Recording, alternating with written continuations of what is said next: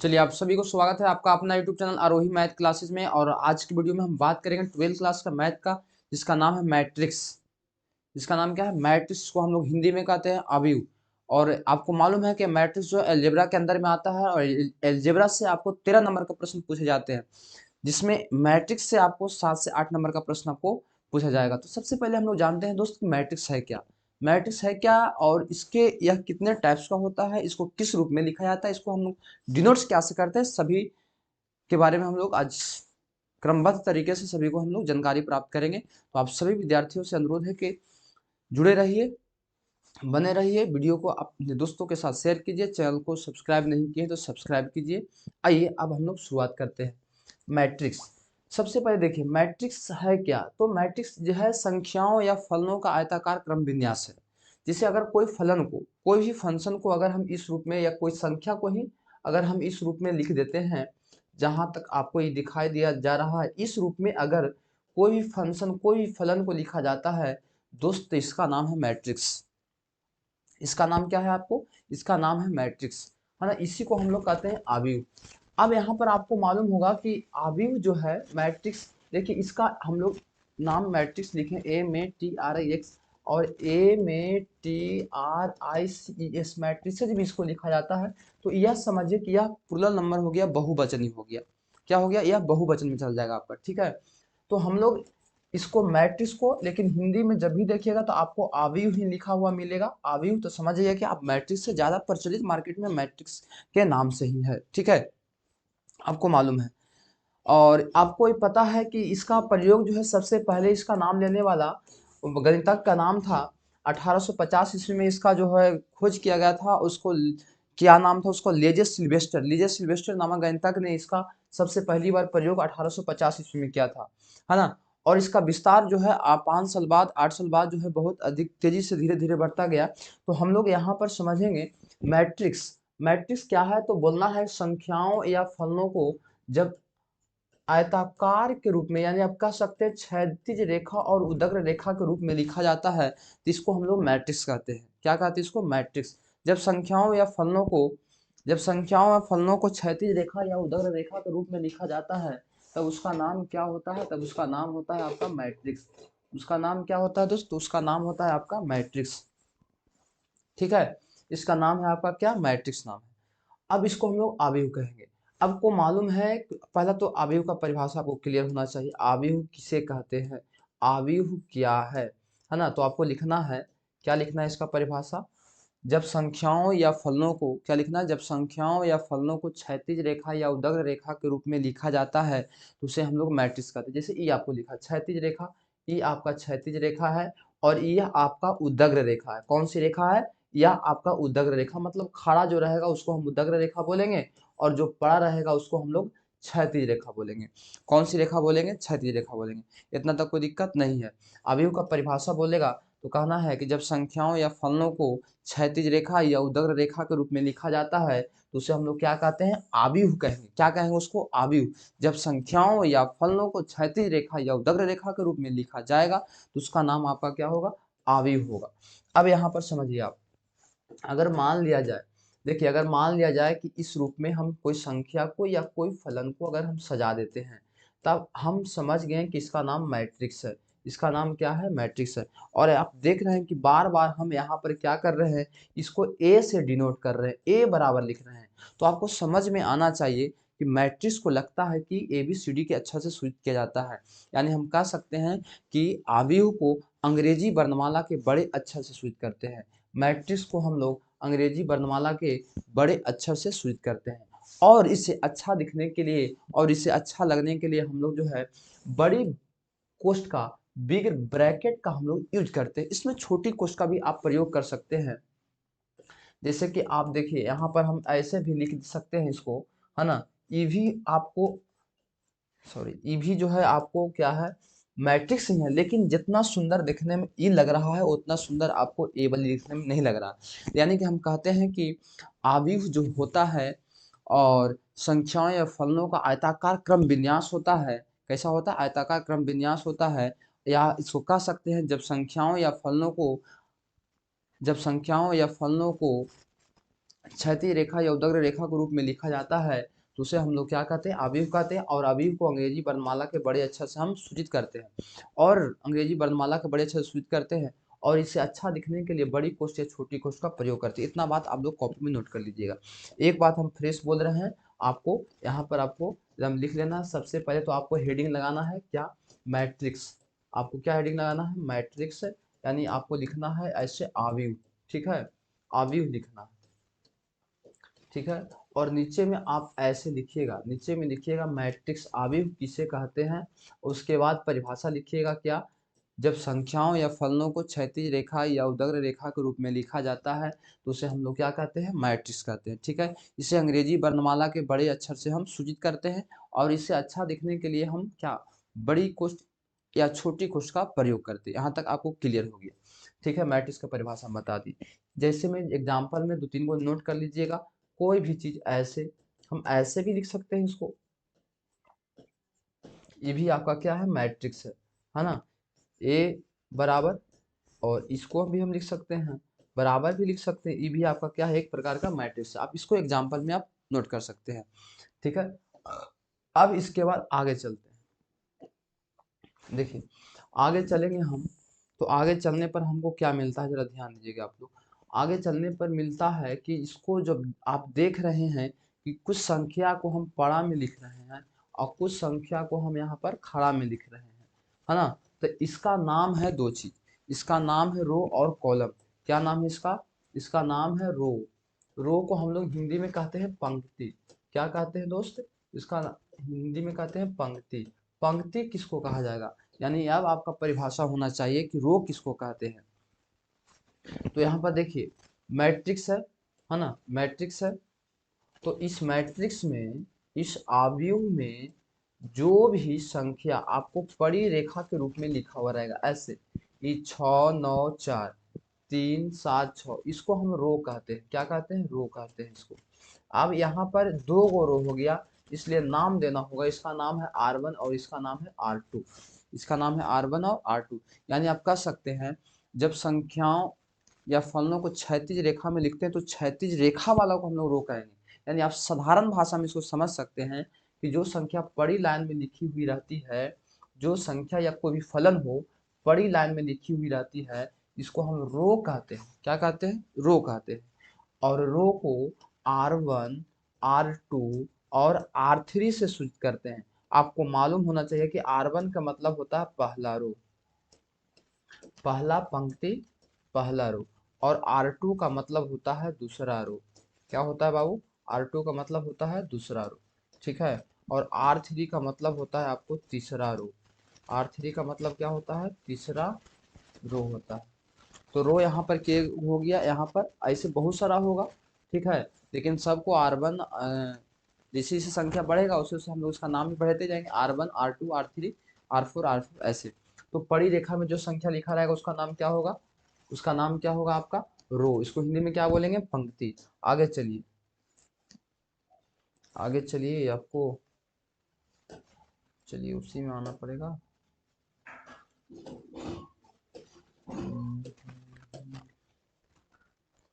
हाँ तो आइए, अब आगे मैं आपको बताता हूँ कि अब कॉलम, जो एक होता है कॉलम, रो को परिभाषा हमने लिख लिया। कॉलम को हम लोग हिंदी में कहते हैं स्तंभ। क्या कहते हैं, स्तंभ कहते हैं। तो स्तंभ हम किसको कहेंगे, ठीक है। तो मैट्रिक्स को आप फिर से देखिए, मैट्रिक्स को आप फिर से देखिए। यहाँ पर अगर मान लिया जाए यह आपका मैट्रिक्स है, ठीक है, अवयव है। तो इसमें कुछ संख्या देख रहे हैं कि आप खड़ा 6 2 9 3 4 7 लिखा हुआ। तो यह जो संख्या खड़ा आपको लिखा हुआ है इसको हम लोग कहते हैं कॉलम। क्या कहते हैं, कॉलम कहते हैं। जैसे C1 C2 C3, और होता है तो C4 से भी सूचित करते हैं। तो जो संख्या खड़ा में लिखा हुआ रहता है उसको हम लोग क्या बोलते हैं, कॉलम बोलते हैं। जो संख्या खड़ा में लिखा हुआ रहता है मतलब उदग्र रेखा में लिखे हुए संख्याओं को या फलनों को हम लोग क्या कहते हैं, कॉलम कहते हैं। कॉलम को हिंदी में हम स्तंभ कहते हैं, और जिसे C1 C2 C3 से हम लोग सूचित करते हैं, ठीक है। यहाँ तक कोई दिक्कत नहीं है आपको। आपको मालूम हो गया कि जो खड़ा में लिखा हुआ इस सब आपका क्या है, कॉलम है, ठीक है। अब पारा में लिखा हुआ है इस सब आपका क्या है, रो है है ना। तो आपको मालूम अब हो गया होगा कि इसमें कितना रो और कितना कॉलम है। तो एक कॉलम, सॉरी एक रो, पहला रो, ये हो गया आपका दूसरा रो, ये हो गया आपको पहला कॉलम, ये हो गया आपको दूसरा कॉलम, ये हो गया तीसरा कॉलम। C1 मतलब पहला स्तंभ, C2 मतलब दूसरा स्तंभ, C3 मतलब तीसरा स्तंभ। यहाँ तक किसी को कोई समस्या नहीं है। आगे चलिए। अब इसके बाद मैं आपसे पूछता हूँ, क्वेश्चन पूछता हूँ कि बताइए इस मैट्रिक्स में कितना रो और कितना कॉलम है, आपको बताना है। अगर यहाँ पर 3 है, 2 है, 4 है और 7 है, ठीक है, तो आपको बताना है कि इस मैट्रिक्स में के वो रो है, रो की संख्या बताना है, नंबर ऑफ रो और नंबर ऑफ कॉलम बताना है। इसमें कितना रो और कितना कॉलम है, तो आपको मालूम होगा कि सर इसमें बड़ा वाला को तो हम रो कहते हैं, तो ये हो गया आपका R1, ये हो गया आपका R2। तो रो हो गया इसमें के गो, 2 गो रो हो गया, कॉलम के गो हो गया, तो 2 गो कॉलम भी हो गया, है ना। तो बड़ा वाला को हम लोग रो बोलेंगे, पढ़ा रोएगा मतलब पढ़ के रोएगा, तो रो हो गया। खड़ा रहेगा कॉलम होगा, वो आपका कॉलम हो गया, ठीक है। तो इसमें 2 कॉलम 2 रो हो गया। अब अगला क्वेश्चन जो हम मैट्रिक्स ले रहे हैं, इसमें आपको बताना है के गो रो है, के गो कॉलम है, ठीक है, कितना रो और कितना कॉलम। इसमें बताना है के गो रो के गो है, और आपको बताना है कॉलम के गो है, कितना रो है और कितना कॉलम है, आपको बताना है। तो आपको मालूम चलेगा कितना रो, इसमें रो के बात कर रहा है, तो सर ये पहला रो हो गया, ये आपका दूसरा रो हो गया, तीसरा, तो रो की संख्या कितना हो गया, 3 हो गया। कॉलम के गो है, तो कॉलम जो खड़ा होता है उसको हम लोग कॉलम कहेंगे, पड़ा वाला को रो कहेंगे, खड़ा वाला को कॉलम कहेंगे, पड़ा वाला को रो कहेंगे, खड़ा वाला को कॉलम कहेंगे।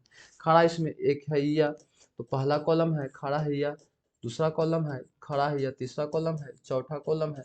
तो कॉलम क्या हो गया आपका, 4 कॉलम आपका हो गया। कितना कॉलम हो गया आपको, 4 कॉलम हो गया, ठीक है। तो रो और कॉलम आपको समझ में आ गया, ठीक है। रो किसको कहेंगे, कॉलम किसको कहेंगे, सारा चीज आपको समझ में आ गया। अब आगे चलते हैं, तो हमारा आगे मिलता है ऑर्डर ऑफ मैट्रिक्स। क्या मिलता है आपको, ऑर्डर ऑफ मैट्रिक्स, आव्यूह का कोटि, order of matrix, order of matrix, जिसको हम कहते हैं आव्यूह का कोटि,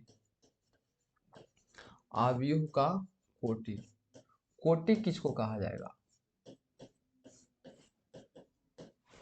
ध्यान दीजिए, कोटि, ऑर्डर ऑफ मैट्रिक्स, अवयव का कोटि किसको कहा जाएगा। तो देखिए अगर कोई मैट्रिक्स है, suppose that A equal to इतना है मैट्रिक्स, ठीक, ये आपका मैट्रिक्स है, ठीक है। और इस मैट्रिक्स में अगर हम बात करें कि इसमें रो के वो है,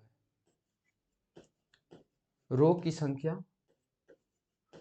की संख्या आपको अगर बताना हो तो इसमें रो कितना है, तो कहिएगा सर इसमें तो रो आपको 2 गो है, एक पहला रो एक दूसरा रो, तो रो की संख्या दूसरा 2 है। कॉलम की संख्या बताना है, कॉलम की संख्या, तो कॉलम की संख्या कितना है भाई, तो कॉलम की संख्या 3 है, 1 2 और 3, क्योंकि खड़ा वाला को कॉलम कहते हैं, पड़ा वाला को रो कहते हैं।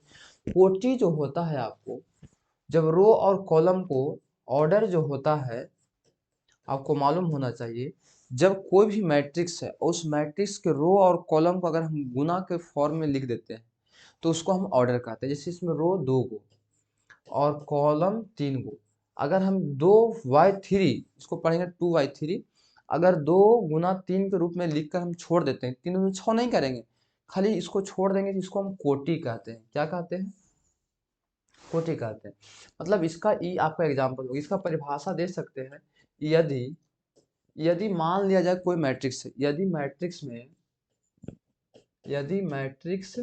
में एम रो है, एम रो और एन कॉलम है, कितना कॉलम है, एन कॉलम है, तो m/n को आव्यूह का कोटि कहा जाता है। तो m/n को अवयव का कोटि कहा जाता है, कोटि कहा जाता है। समझिए, यही बात को आपको ध्यान रखना। अगर कोई भी मैट्रिक्स है, ठीक है, अगर कोई मैट्रिक्स है, उस मैट्रिक्स में अगर कोई मैट्रिक्स है, उस मैट्रिक्स में m रो है, 2 रो, 4 रो, 5 रो, 3 रो, ठीक है। उसके बाद उसमें कॉलम भी है, 4 रो 5 कुछ भी। अगर उसको गुना के रूप में लिख देते हैं तो उसको हम क्या बोलेंगे, कोटि बोलेंगे। यानी कह सकते हैं कि कोटि बराबर, क्या कह सकते हैं, कोटि बराबर row by column, row by column. कोटि बराबर हम कह सकते हैं यहाँ पर कि रो बाई क्या होगा, कॉलम हो, ये फॉर्मूला। यानी आप लिख सकते हैं ऑर्डर बराबर रो बाई कॉलम। मतलब सिर्फ गुना के रूप में लिखेंगे, इसको हम गुना नहीं पढ़ेंगे, इसको हम बाई पढ़ेंगे। क्या पढ़ेंगे, बाई पढ़ेंगे। तो रो बाई कॉलम, यह जो हो जाएगा आपका क्या हो जाएगा, कोटि का नियम हो गया। एग्जाम्पल के रूप में यहाँ पर आप देख सकते हैं, इस मैट्रिक्स में 2 गो रो है, 2 गो कॉलम है आपका, 2 गो रो है, 3 गो कॉलम है, कोटि बताना है तो 2/3 हो गया। अगर मैं आपसे एक क्वेश्चन दूँ, इसका कोटि पूछूं, या बताइए अगर बी कोई मैट्रिक्स है, ठीक है, और इस मैट्रिक्स में 6 7 2 8 1 3 2 5 0 3 0 5, इतना इसमें अभी इस अंदर वाला को अवयव कहा जाता है। मैट्रिक्स का क्या कहते हैं, अवयव। इसको हम लोग कहते हैं अवयव का अवयव। तो इसका कोटि बताना, पहले इसमें कई बात बताना है आपको। पहले नंबर ऑफ रो बताना है, नंबर ऑफ रो बताना, इसमें कितना रो है। दूसरा बात है कि नंबर ऑफ आपको कॉलम बताना है, नंबर ऑफ क्या बताना है, कॉलम। उसके बाद इसका ऑर्डर बताना है, ठीक है। उसके बाद नंबर ऑफ एलिमेंट बताना, नंबर ऑफ एलिमेंट्स, अवयव की संख्या इसमें बताना, ठीक है। इतना बात जो है आपको इस मैट्रिक्स में बताना है। तो आपको बहुत आसान है, आप तो बता ही सकते हैं इसमें कितना रो है। पहले तो नंबर ऑफ रो, तो 1 रो, 2 रो और 3 रो, तो रो की संख्या 3 हो गया। कॉलम बताना है, पहला कॉलम, दूसरा कॉलम, तीसरा कॉलम, चौथा कॉलम, तो कॉलम की संख्या 4 हो गया। अब इसमें ऑर्डर, इसका ऑर्डर बताना है, तो ऑर्डर मतलब कोटि बताना है इसको। तो कुछ नहीं करना है, आपको मालूम है कि इसको रो बाई कॉलम कर देना है, 3 बाई इसको 4 कर देना है। नंबर ऑफ एलिमेंट्स बताना है, तो इसमें के गो अवयव है, तो 4 12, इसमें एलिमेंट्स कितना है, 12। तो समझ रहे हैं कि आप इसको समझ रहे हैं कि इसमें कितना जो है आपको क्या है, रो है, कितना कॉलम है, इसका ऑर्डर क्या होगा, इसका एलिमेंट्स क्या होगा, ठीक है। इतना बात आपको समझ में आ गया, इसमें कोई समस्या आपको नहीं है। अब देखिए, अब यहाँ पर आपको और एक बात समझना है, कुछ इसका अवयव को, जैसे मैट्रिक्स के अवयव को लिखने का तरीका, अवयव के अवयव को अवयव के अवयव को अवयव के अवयव को हम लोग दिखा सकते हैं इस रूप में, AIJ के रूप में, AIJ के रूप में लिखा जा सकता है, लिखा जा सकता है, या लिखा जाता है, कर दीजिए इसको, लिखा जाता है। अवयव के अवयव को AIJ के रूप में लिखा जाता है। जैसे अगर हम बोले यहाँ पर ऐसे, अभी पहले AIJ, इसका मतलब क्या होगा, तो AIJ का मतलब होता है आयमा रो और जेमा कॉलम। आयमा रो और जेमा कॉलम, आयमा रो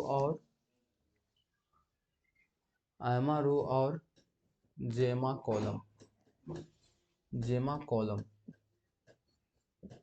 इसका मतलब क्या हुआ सर, इसको बारे में तुम समझे नहीं, कोई बात नहीं। अगर यहाँ पर लिखा हुआ ऐसे, इसको हम पढ़ेंगे क्या, A11, हम इसको नहीं पढ़ेंगे, इसको हम पढ़ेंगे A11। क्या पढ़ेंगे इसको हम, A11। और इसका मतलब होता है आगे 1 है और पीछे क्या है, 1 है। तो आगे वाला को रो कहेंगे, पीछे वाला को कॉलम कहेंगे। तो इसको बोलेंगे पहला रो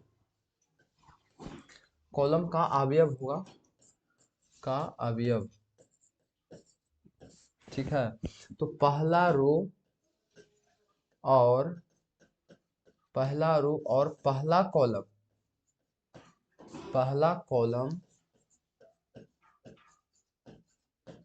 का अवयव, पहला रो और पहला कॉलम का अवयव। इसका मतलब हुआ क्या, A11 का मतलब क्या होगा, इसको आप नोट कीजिएगा, पहला रो और पहला कॉलम का अवयव। अगर हम ऐसे लिख दें A12, इसका मतलब आप क्या समझिएगा, तो इसका मतलब समझना पहला रो और दूसरा कॉलम का अवयव, क्या समझना, आगे रो पीछे कॉलम। तो पहला रो क्या लिखना है, और पहला रो और दूसरा, पीछे दो है तो दूसरा कॉलम, क्या समझना है, दूसरा कॉलम का अवयव। ठीक है। अगर आपको बोलें कि बताइए A32 अगर लिखा हुआ है तो इसका मतलब क्या समझना है, आप बता सकते हैं आराम से।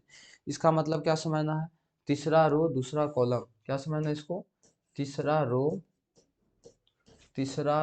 और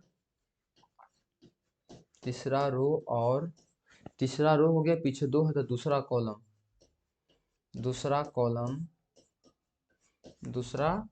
कॉलम का अवयव।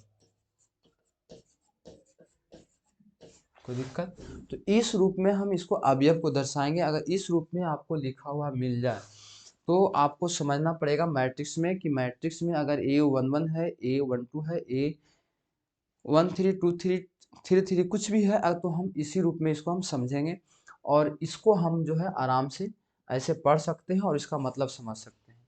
ठीक है। अब हम आपको आगे लेकर चलते हैं। अब इसमें से अवयव को हम आपसे पूछेंगे, आपको बताना है अवयव को। ठीक है। जैसे हमारे पास, देखिए हमारे पास मान लिया जाए कि एक मैट्रिक्स है 623015। ठीक है, ये मैट्रिक्स हमारे पास। अब इस मैट्रिक्स में हम आपसे पूछे कि बताइए A11 कौन होगा, A22 कौन होगा, है ना। तो आपको पहले तो इसको बारे में समझना होगा A11 का मतलब क्या होता है। तो अभी हम बताएं पीछे, A11 का मतलब, A11 का मतलब जो होता है, देखिए A11 का मतलब पहला रो और दूसरा कॉलम का भी, सॉरी पहला आए, हाँ आते हैं, पहला रो और पहला कॉलम का अवयव होता है। ठीक है। तो यहाँ पर आपको, यहाँ पर A11 है, A11 का मतलब हुआ पहला रो और पहला कॉलम। तो पहला रो जो है आपको यह है, ठीक है, पहला रो आपको यह है और पहला कॉलम है, पहला कॉलम आपको यह है। ठीक है। तो पहला रो और पहला कॉलम है, तो पहला रो यह है, पहला कॉलम आपका यह है। तो कहाँ पर काटा, 6 पर। तो 6 जो हो जाएगा आपका क्या हो जाएगा, अवयव हो जाएगा A11 का। अब हम बात करें A22 का, क्या अवयव कौन होगा, तो A22 का अवयव जो आपका हो जाएगा दूसरा रो दूसरा कॉलम, दूसरा रो दूसरा कॉलम, तो दूसरा रो आपका यह है और दूसरा कॉलम आपको यह है ना। तो इसमें और इसमें कौन होगा, 0। तो ये आपको हो गया। इसी प्रकार से जो है और हम आगे समझ सकते हैं और बता सकते हैं। ठीक है। तो फिर नए वीडियो में कल, अगले वीडियो में मिलेंगे। इतना थ्योरी जो है आपको आज तक रहा।